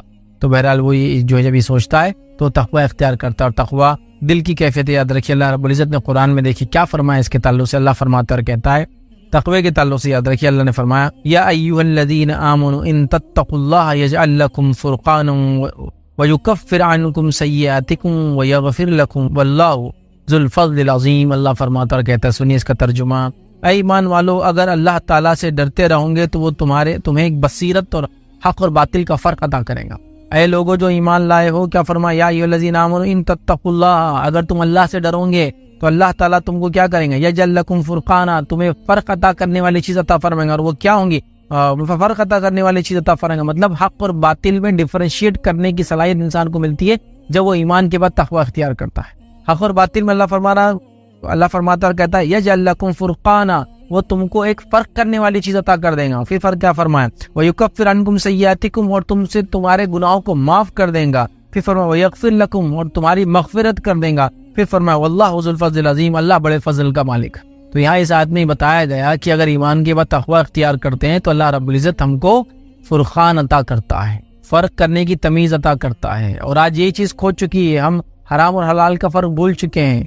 محرم اور غیر محرم کا فرق بھول چکے ہیں، اسی طرح سود اور حلال چیزوں کا فرق، تجارت کا فرق بھول چکے ہیں، اسی طرح سنت اور بدعت کا فرق بھول چکے ہیں، اسی طرح توحید اور شرک سب کو ایک جیسا سمجھ رہے ہیں ہم لوگ. تو یہ فرقان جو ڈیفرینشیٹ کرنے والی چیز ہے، جو کسوٹی ہے، جو کرائٹیرین ہے، وہ تب ملیں گا جب ایمان لانے کے بعد ہم تقوی اختیار کریں گے تو اللہ ہم کو فرقان عطا کریں گا. اور فرقان عطا کرنے کے نتیجے میں کیا ہوگا معلوم آپ کو؟ اللہ رب العزت ہم کو سمجھ دے دیں گا قرآن مطلب اچھائی برائی کی، اور اس کے بعد ہمارے گناہوں کو معاف کریں گے، ہماری مغفرت کریں گے. اللہ بڑے فضل کا مالک ہے، اللہ کے لیے تمام چیزیں آسان ہیں.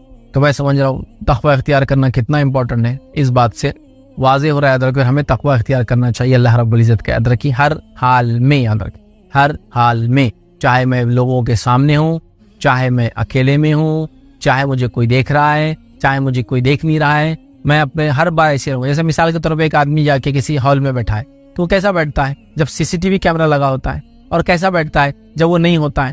لیکن اگر آپ کو یہ پتا ہو کہ CCTV کیمرہ ہمیشہ لگا ہے تو آپ صحیح کام کرتے ہیں نا، غلطیوں سے بچتے ہیں. اسی طرح یاد رکھیے اللہ رب العزت CCTV تو ایک بڑی ہیچ مثال ہے. اللہ رب العزت ہر چیز سے باخبر ہے، خیالات ہمارے ذہن میں کیا ہوتا ہے اس سے باخبر ہے. تو بہرحال ہمیں چاہیے کہ ہم اللہ کا تقوی اختیار کریں، اس کے بڑے فائدے ہیں. اسی طرح جو ہے 8th پوائنٹ یا 8واں کام جو ہم کو کرنا ہے آج کے دور میں، جو فتنوں کا دور ہے، یہ دور جس سے ہم گزر رہے ہیں، یاد رکھیے وہ کام ہے، یاد رکھیے کثرت سے توبہ اور استغفار کرنا ہے. کثرت سے توبہ اور استغفار کرنا، بہت زیادہ توبہ اور استغفار کرنا ہے. کیونکہ جب انسان توبہ اور استغفار کرتا ہے اللہ رب العزت ایسی قوم کو عذاب نہیں دیتا. آئیے اللہ کیا فرماتا ہے قرآن کے اندر سنیے. اللہ فرماتا ہے، کہتا ہے سورہ انفال سورہ نمبر جو ہے 8 اور آیت نمبر 33 میں اللہ فرماتا ہے، کہتا ہے وَمَا كَانَ اللَّهُ مُعَذِّبَهُمْ وَهُمْ يَسْتَغْفِرُونَ، کہ اللہ تعالیٰ کیوں کسی قوم کو عذاب دیں گا جبکہ وہ اس سے معافی مانگتے استغفار کرتے ہیں. کیا فرمایا اللہ نے؟ وَمَا كَانَ اللَّهُ مُعَذِّبَهُمْ، اللہ کو کیا پڑی کسی قوم کو عذاب دینے کی، وَهُمْ يَسْتَغْفِرُونَ، جبکہ وہ اس سے اپنے گناہوں کی معافی طلب کرتے ہیں. تو گناہوں کی معافی طلب کرنا بڑا عمل ہے. ہمیں ہمیشہ گناہوں سے معافی مانگتے رہنا چاہیے، ہر پل، ہر بار، ہر وقت، اٹھتے بیٹھتے سوتے جاگتے. نبی اکرم صلی اللہ علیہ وسلم گناہ نہیں کرتے تھے، معصوم تھے، خطاؤں سے، گناہوں سے پاک تھے. آپ یاد رکھیے اس کے باوجود بھی آپ 70 to 100 ٹائمز روایت میں آتا ہے توبہ اور استغفار کرتے ہیں. تو یہ ہم کو ٹریننگ تھی ایکچولی کہ امت کیا کرے. ہم تو کتنے گناہ کر رہے دن اور رات. نبی اکرم صلی اللہ علیہ وسلم معصوم ان خطا ہونے کے باوجود بھی معافی مانگ رہے ہیں. تو ہمیں گناہ ہوتے ہی معاف کر دینا. اور جب اللہ کیا فرما رہا ہے، اللہ کو کیا پڑی کسی قوم کو عذاب دینے کی جبکہ وہ استغفار کرتے ہیں. کثرت سے استغفار کرنے والے بن جائے. استغفار کے ان گنت فائدے یاد رکھیے. میں جو ٹاپک آپ کے سامنے رکھ رہا ہوں یاد رکھیے 8 پوائنٹ ہے، آگے اور 2 بھی ہے. یہ ہر پوائنٹ پہ میرا ایک کمپلیٹ لیکچر ہے. تقویٰ آپ اس سے پورا کمپلیٹ لیکچر ہے میرا. صبر اس پہ کمپلیٹ لیکچر ہے، ٹھیک ہے. توبہ استغفار اس پہ کمپلیٹ لیکچر ہے. آپ کوئی بھی پوائنٹ اٹھا لیجیے اس کے اندر سے. علم اس پہ کمپلیٹ لیکچر ہے، علم کی اہمیت. تو ہر پوائنٹ پہ یاد رکھیے میرا ایک کمپلیٹ مکمل لیکچر ہے، ٹھیک ہے. تو آپ ان کو تلاش کیجیے. جیسے پناہ مانگنے والی دعائیں ساری ملیں گے آپ کو، پورے جتنے پوائنٹس ہیں اس پہ لیکچر سے، ٹھیک ہے. تو خاص طور سے توبہ اور استغفار. توبہ کا میننگ کیا ہے؟ ایک راستے سے چل رہا تھا انسان، وہ راستے سے پلٹ گیا، مطلب گناہوں کے راستے پہ تھا، اپنے آپ کو پلٹ گیا، نیکی کی طرف مڑ گیا. استغفار کیا ہے؟ توبہ کرنے کے بعد وہ اپنے گناہوں سے معافی چاہتا ہے اپنے رب سے، اور جو گناہ ہو چکے اس کی معافی چاہتا ہے، اور جس حالت سے گزر رہا ہے اس میں معافی مانگتا ہے، اور آنے والی زندگی میں گناہ نہ ہو بول کے معافی مانگتا ہے. سمجھ رہے بات؟ لہٰذا توبہ اور استغفار کا ہم دامن تھام لے. اور میں سمجھتا ہوں توبہ اور استغفار کیا ہے آپ جانتے ہیں، اور توبہ کے کچھ کنڈیشن ہیں. سب سے پہلے دل میں نادم ہو، انٹینشن ہو توبہ کا. اس کے بعد اللہ سے توبہ کرے، اور اس کے بعد جو ہے کبھی نہ اس عمل کو دہرائے، اور بندوں کا معاملہ ہو تو اس چیز کو واپس لوٹا دے. یہ کنڈیشن ہے یاد رکھیے توبہ کی. لہٰذا ہمیں توبہ کرنا ہے اور کثرت سے استغفار کرنا. آئیے آگے بڑھتے ہیں.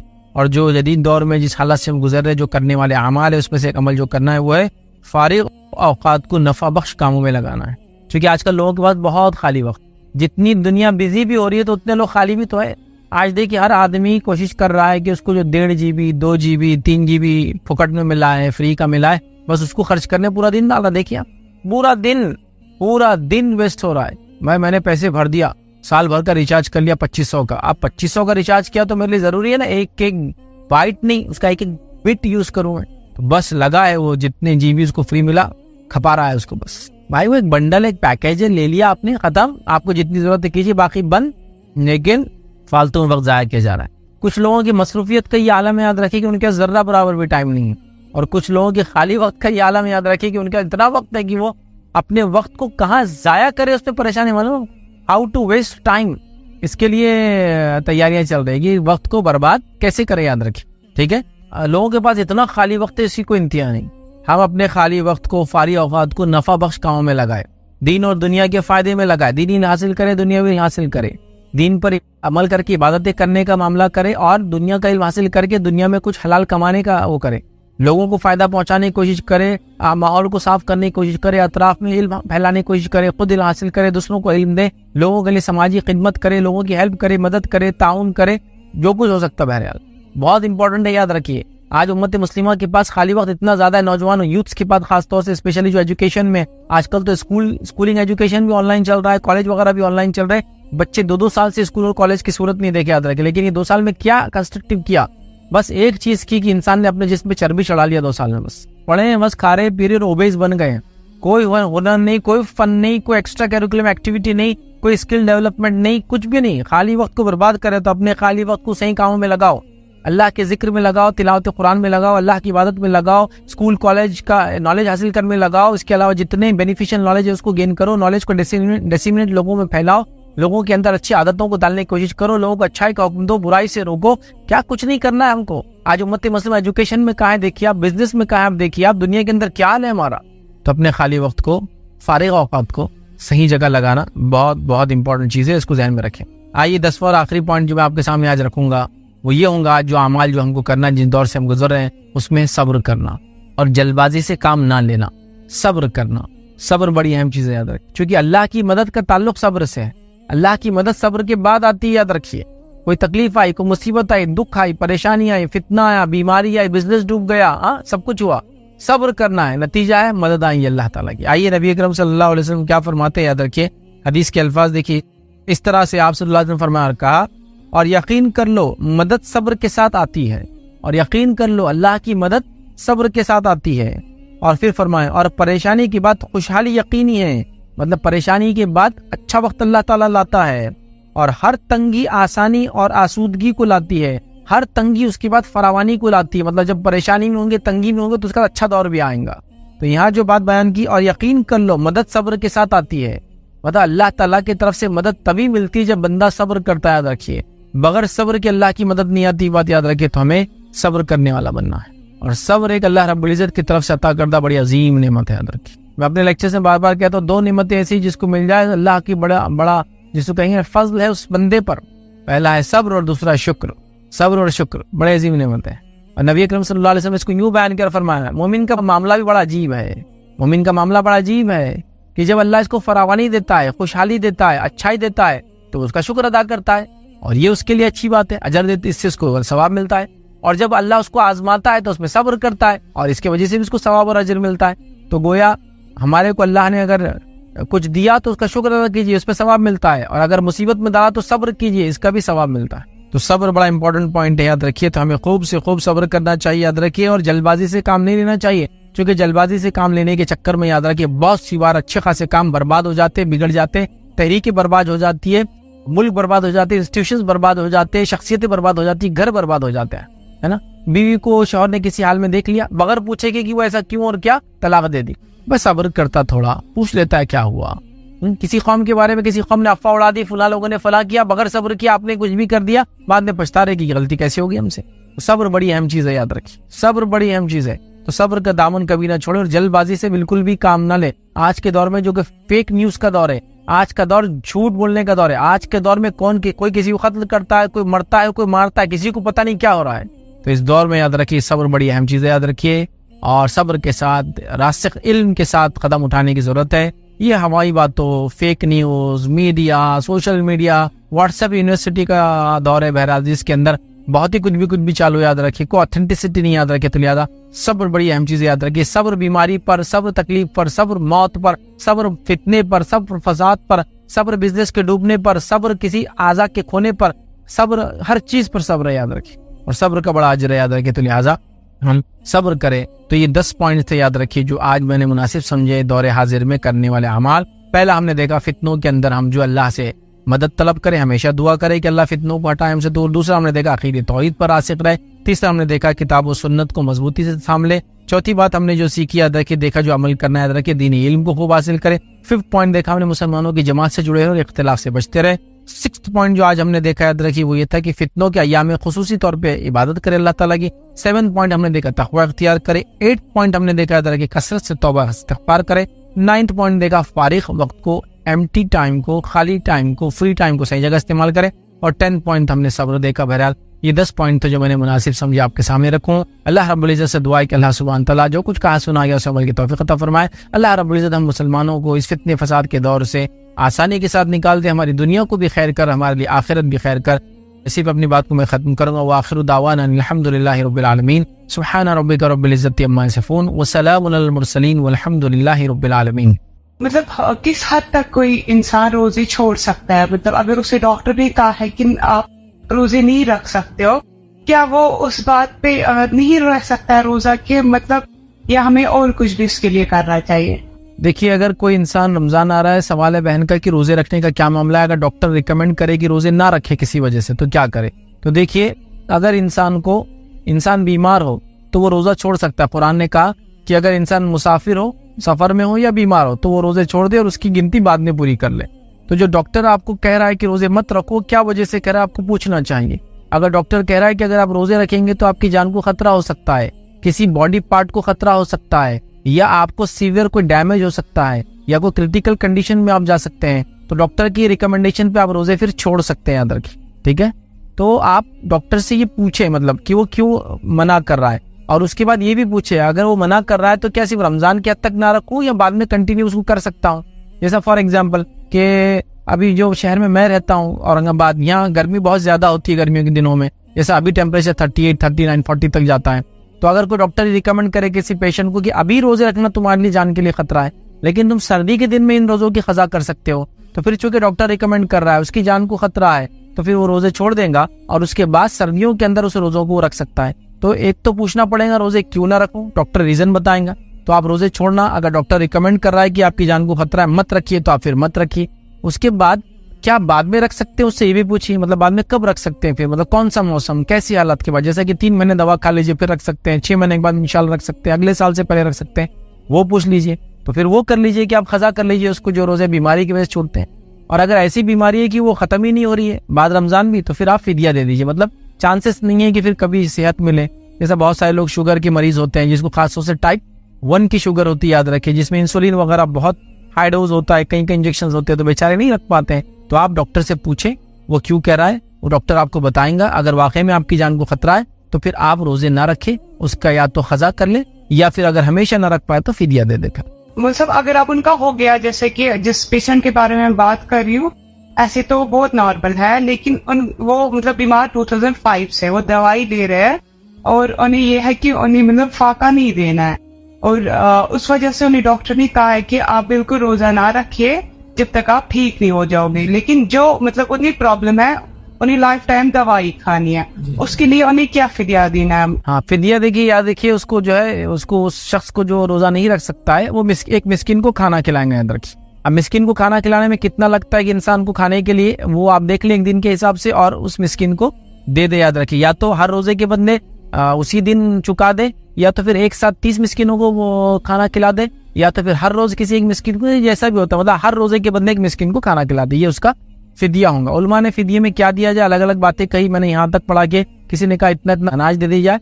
बेस्ट ये कि जो खाना बनाते ना घर का, वो खाना ही खाने के लिए किसी को दे दिया जाए हर रोजे के बदले एक इंसान को, इंशाअल्लाह अजीज वो काफी हो जाएगा।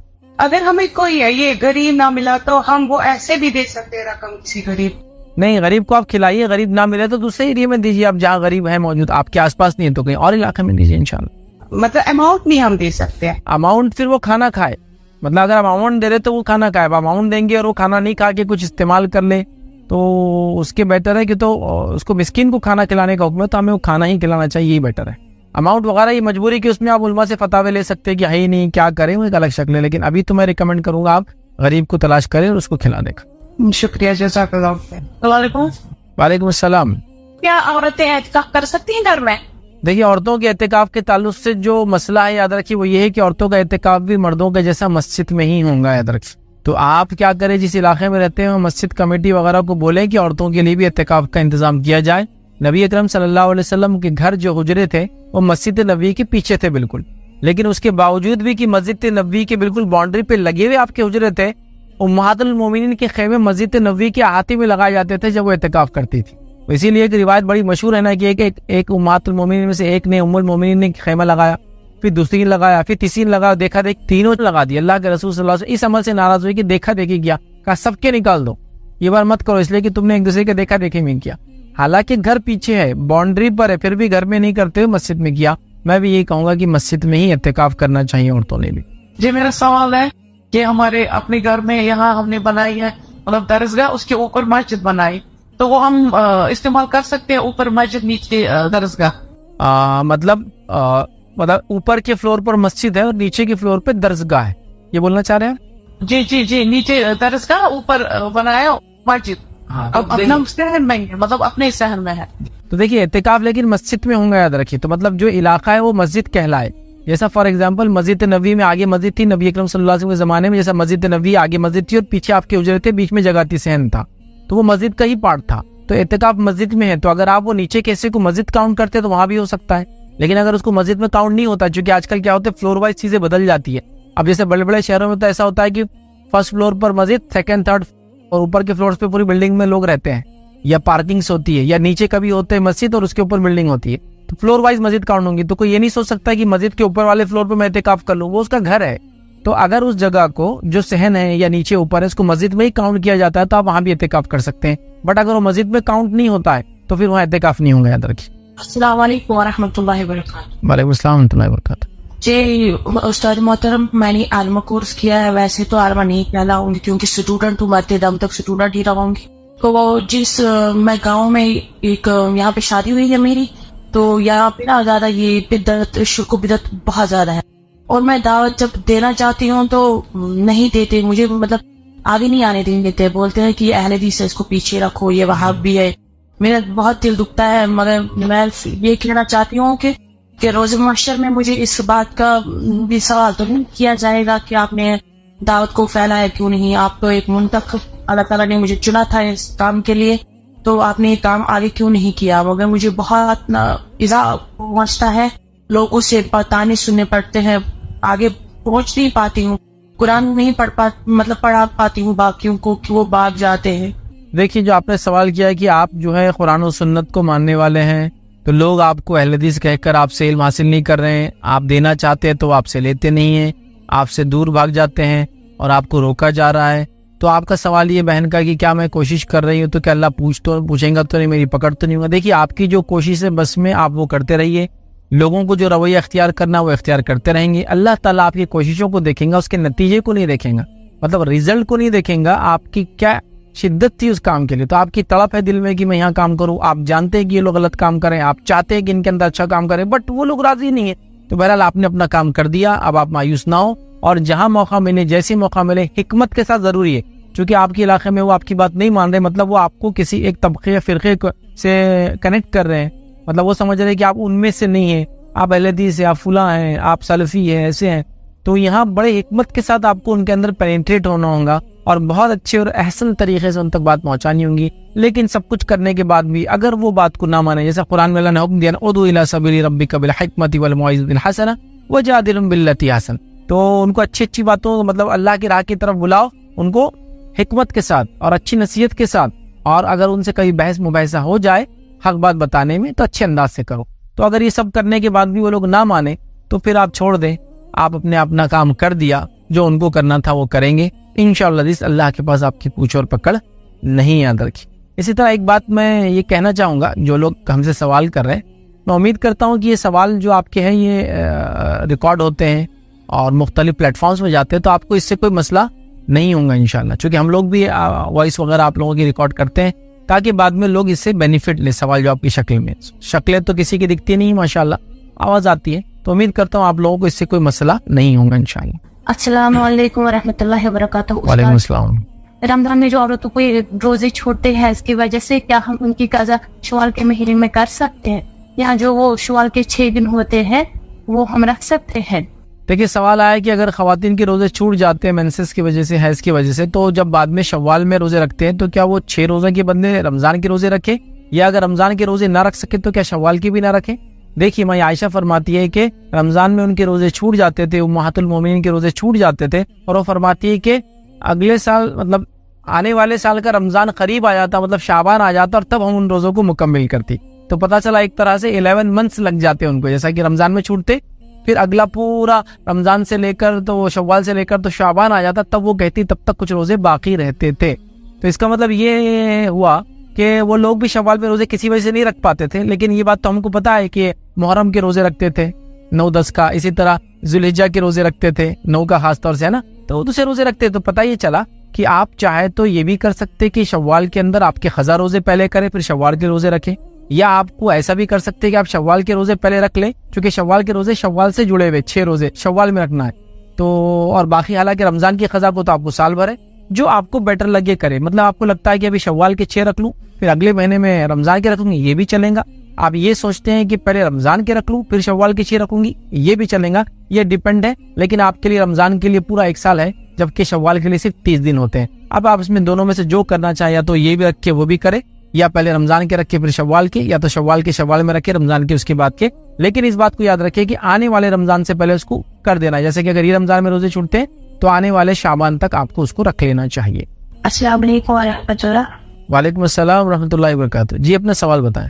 استاد جی میری ماں گزر گئی ہے 2017 میں، تو استاد اب مجھے جانا عمرہ پہ، بٹ پہلی بار جا رہی ہوں، میں نے اس سے پہلے کبھی نہیں کیا عمرہ، تو میں نیت یہ کر رہی ہوں کہ میں ان کے بدلے کروں گی. کیا میں ان کے بدلے کر سکتی ہوں؟ تو دیکھیے عمرہ بدل اور حج بدل، بہن کا سوال تھا کہ ان کی والدہ کے بدلے عمرہ کرنا چاہتی ہے. تو عمرہ بدل اور حج بدل کے لیے جو شخص عمرہ کر رہا ہے یا حج کر رہا ہے اس کا پہلے سے عمرہ یا حج ہونا ضروری ہے.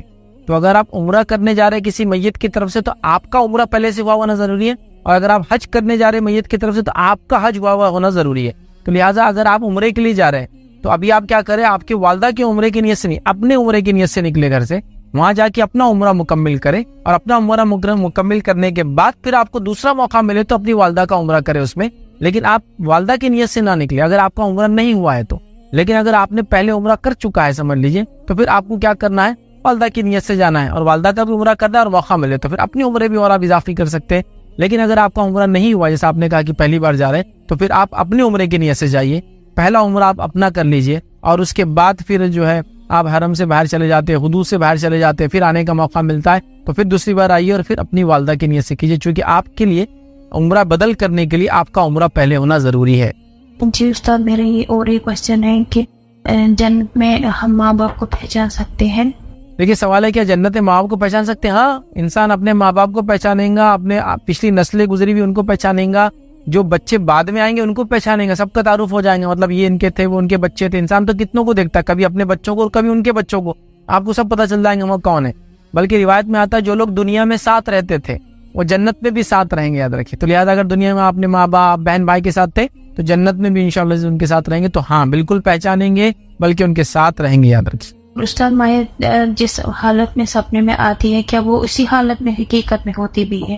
سوال آیا کہ خواب میں جو ہے سپنے میں اپنی ماں کو یا اپنے میت کو کوئی دیکھ رہا ہے اور اس میں اچھی حالت میں دیکھ رہا ہے یا بری، تو کیا واقعی میں ان کی حالت اچھی بری ہوتی؟ واللہ عالم، یہ ہم کو نہیں پتا. ایک بات آپ یاد رکھ لیجئے، جو خواب دیکھ کے آپ ڈر جاتے ہیں وہ شیطان کی طرف سے ہیں. تو یہ بھی ہو سکتا ہے کہ خواب میں شیطان آ کے آپ کی امی کے بارے میں برے برے وسوسے ڈالے، ان کو تکلیف ہو رہی ہے، ان کو عذاب ہو رہا ہے، ان کو یہ ہو رہا ہے. بالکل مت مانیے، بالکل نہیں. ہاں کوئی خواب دیکھ کر آپ خوش ہوتے ہیں تو وہ رحمان کی طرف سے، اللہ کی طرف سے. تو لہٰذا خواب میں میت کی جس حالت میں آتی ہے ضروری نہیں کہ آخرت میں اس کا وہی حشر ہوگا یا جنت میں ہو رہا ہے. کبھی کبھار شیطان ہم کو ورغلانے، بہکانے، ڈپریس کرنے، پریشان کرنے، سٹریس کرنے کے لیے کیا کرتا ہے، خوابوں میں آ کے کچھ بھی چیزیں بتاتا ہے. تو بالکل بھی اس پہ اعتماد مت کیجیے. اگر کوئی برا خواب آیا کروٹ بدل کے سو جائیے، اس پہ بالکل دھیان مت دیجیے. یاد رکھیے کوئی اچھا خواب آیا تو اللہ کا شکر ادا کیجیے. تو خواب میں جیسا آپ میت کو دیکھتے ویسا اس کے ساتھ ہونا بالکل ضروری نہیں ہے، یاد رکھیے. میری ماں جو ہے وہ گزر گئی ہے بیماری کی حالت میں، بٹ مجھے آتی ہے بیماری کی حالت میں اسی ہوتی ہے، پریشان ہوتا ہے بہت زیادہ. مطلب جس حالت میں وہ گزر گئی وہ مجھے اسی حالت میں سپنے میں بھی آتی ہے، اور مجھے بہت زیادہ ڈپریشن ہوا ہے اب. جی دیکھیے میں وہی آپ کو کہہ رہا ہوں، یہ جو آپ کی والدہ کی بیماری کی حالت میں آپ ان کو خواب میں دیکھ رہے ہیں اور اس کے بعد آپ پریشان ہو رہے ہیں، یہ شیطان کی طرف سے. میں نے اس لیے کہا شیطان کیا کرتا ہے، خواب کے ذریعے بہت لوگوں کو تکلیف پہنچاتا ہے، اسٹریسفل کر دیتا ہے، ڈپریس کر دیتا ہے، پریشان کرتا ہے، زندگی اجیرن کر دیتا ہے، جی نہیں پاتے لوگ. تو آپ بالکل بھی اس کیفیت کو مت دیکھیے. اعوذ باللہ من الشیطان الرجیم پڑھیے، اس کو چھوڑیے، اپنی والدہ کے لیے توبہ کیجیے، استغفار کیجیے. مومنوں کا استغفار دوسروں کے لیے قبول ہوتا ہے، ایک دوسرے کے لیے ان کے لیے توبہ کیجیے، ان کی طرف سے استغفار کیجیے، صدقات وغیرہ دیجیے، خیرات دیجیے، ان کی اچھی باتیں جو ان کے اندر تھی اس کو لوگوں سے بیان کیجیے. کوئی اچھا کام کرے گا تو اس کو آگے بڑھائیے. یہ سب بہرحال آپ کو ان کے لیے کرنا ہے. لیکن یہ آپ ان کی وہ کیفیت دیکھ کے بالکل ڈپریس نہ ہو, اس کو بالکل شیطان کا وسوسہ سمجھ کے چھوڑ دیں اس کو. جزاکاللہ خیر. السلام علیکم. وعلیکم السلام ورحمۃ اللہ وبرکاتہ. جن کمانا جائز ہے کہ نہیں, مطلب موقع کو اپنے ساتھ رکھنا. بھائی کا سوال ہے کیا موکل کو جو جن وغیرہ ساتھ ہو رکھنے کا لوگ دعویٰ کرتے ہیں وہ رکھنا جائز ہے؟ نہیں. تو یاد رکھیں کسی بھی جن کو اپنے قبضے میں رکھنا جائز نہیں ہے. اور دوسرا, جن انسان کے قبضے میں آتا ہی نہیں ہے, چونکہ جو مخلوق چھپی ہوئی ہے اس کو آپ کنٹرول کیسا کریں گے؟ جیسا میں وہ انسان ہوں, میں دکھتا ہوں, گوشت پوش کا بنا ہوں, جن تو دکھتے بھی نہیں. اب جو دکھتا نہیں میں بولا میرے قبضے میں, وہ بولتا ہے آپ کو آپ کے قبضے میں, وہ ہوتا نہیں لیکن آپ کے قبضے میں, وہ دعویٰ کرتا ہے کہ وہ آپ کے قبضے میں لیکن وہ آپ کو اپنے قبضے میں رکھ کے کام لیتا ہے عام طور سے. تو موکل کا رکھنا جائز نہیں ہے, شرن درست نہیں ہے. میرا مطلب یہ کہ اگر کسی میں جن غصہ ہوا ہوگا, میرا مطلب یہ کہ وہ اس کو اپنے کنٹرول میں کر سکتا ہے کہ نہیں؟ نہیں, اگر آپ کے اندر بھی کوئی جن ہے تو اس کو آپ کنٹرول میں نہیں کر سکتے. مطلب کنٹرول میں کر سکتا ہے کیا؟ آپ یہ کوشچن کرنا چاہ رہے کہ میں ایسا کروں کیا, یا ایسا ہو سکتا ہے تو میں کروں, تو مت کیجیے, اس لیے کہ اللہ نے ان کو آزاد بنایا, ہم کو آزاد بنایا. وہ اپنی زندگی جیے, ہم اپنی زندگی جیئیں گے انشاءاللہ. تو اس کو کنٹرول میں مت کیجیے, بس اس کو یہ کہیے کہ آپ کے جسم سے نکل جائے, اگر وہ آپ کی بات سنتا ہے, یہ کافی ہے انشاءاللہ. السلام علیکم سر. وعلیکم السلام ورحمۃ اللہ. میرا سوال یہ ہے کہ روزہ فرض ہونے کی کیا شرائط؟ دیکھیے, روزہ فرض ہونے کے لیے کہ انسان جو ہے مسلمان ہو, عاقل ہو, عقل والا ہو, مطلب پاگل وغیرہ نہ ہو, بالغ ہو, یاد رکھیے, تو اس کو روزہ اس کے اوپر فرض ہے. پھر چاہے وہ مرد ہو, چاہے عورت ہو, چاہے آزاد ہو, چاہے غلام ہو, سب رکھیں گے روزہ, پھر یاد رکھیے. لہٰذا بالغ ہو, مسلمان ہو پہلے تو, پھر بالغ ہو, اڈلٹ ہو, مطلب اسلامکلی جب نماز فرض ہوتی تب روزہ بھی فرض ہو جاتا ہے, یاد رکھیے. اور اس کے ساتھ ساتھ جو ہے وہ عقل مند بھی ہو, یاد رکھیے, تو بس اس پہ روزہ ہو جاتا ہے. پھر باقی سب کنڈیشنل ہے کہ بیمار نہ ہو, مسافر نہ ہو, تو کنڈیشنل. لیکن یہ 3 چیزیں اگر ہو جائے تو روزہ انسان انشاءاللہ عزیز رکھ سکتا ہے. جزاکاللہ. السلام علیکم ورحمۃ اللہ. وعلیکم السلام ورحمۃ اللہ وبرکاتہ. سر یہ جو آن لائن پیسے کمانا, آن لائن ٹریڈنگ کر کے کسی بھی ایپ سے, سر یہ جائز ہے یا نہیں؟ دیکھیے, آن لائن ٹریڈنگ کر کے ایپ سے پیسے کمانا جائز بھی اور ناجائز بھی. یہ ڈیپینڈ ہے کہ کیا ایپ ہے اور کیا ٹریڈ ہو رہا ہے. مطلب جیسا کہ اب کوئی بول رہا ہے کہ میں جوئے کا ایک ایپ ہے اس کو پروموٹ کر رہا ہوں, تو مجھے اس میں کوپن ملتا ہے, اس میں انسینٹیو ملتا ہے, اس کے پیسے ملتے ہیں, اس میں ارننگ ہوتی ہے, تو جائز نہیں ہے. سمجھے آپ؟ تو ایپ بھی جائز ہو اور جو پروڈکٹ سیل کیا جا رہا ہے وہ بھی جائز ہو, تو پھر آپ کی انکم جائز ہے. جیسا کہ میں نے کوئی مارکیٹ کھول رکھا ہے اور ایپ کے تھرو میں پروڈکٹس بیچتا ہوں, تو پروڈکٹس بیچنا جائز ہوا. لیکن ایپ کے تھرو پروڈکٹ بیچتا ہوں لیکن حرام پروڈکٹ بیچتا ہوں, تو ایپ جائز ہوا, پروڈکٹ حرام ہوا. تو ایپ کا بھی جائز ہونا ضروری ہے, پروڈکٹ کا بھی جائز ہونا ضروری ہے. تو ایپ کے تھرو پروڈکٹ بیچنا, سیل کرنا, چیزوں کو خرید و فروخت کرنا, ریفرلس لینا, لیکن جائز چیزوں میں, جیسا کہ میں کسٹمر کو ریفر کروں گا آن لائن تو مجھے اس کو چارج ملے گا, یہ جائز ہے. لیکن حرام چیزوں کو, حرام ایپس کو, حرام چیزیں اس میں ٹریڈ ہو رہی ہے, بک رہی ہے, تو یہ بہرحال بالکل بھی جائز نہیں ہوگا, یاد رکھیے. جیسے بٹ کوائن وغیرہ ہیں, ان پہ مطلب پیسے لگانا, کبھی یہ کم ہوتے ہیں کبھی اوپر ہوتے ہیں, اتنے سے دیکھیے, بٹ کوائن وغیرہ کے تعلق سے میرا ایک اس میں تفصیلی جواب ہے, آپ اس میں میرے نام سے ڈالیے bitcoin crypto currency advocate Faiz Syed, تو میں نے اس میں تفصیلاً دیا ہے, میں نے بتایا بھی, اس میں کنڈیشنل چیزیں ہیں کچھ, آپ اگر وہ دیکھیں تو میں سمجھتا ہوں اور زیادہ کلیئرلی آپ کو آنسر ملیں گا. بس جنرل اگر سینس میں کہوں تو فی الوقت انڈیا کے اندر اگر آپ رہتے ہو تو انویسٹ نہ کریں, یہ آپ کے لیے بہتر ہے. لیکن ایسی جگہیں جائیے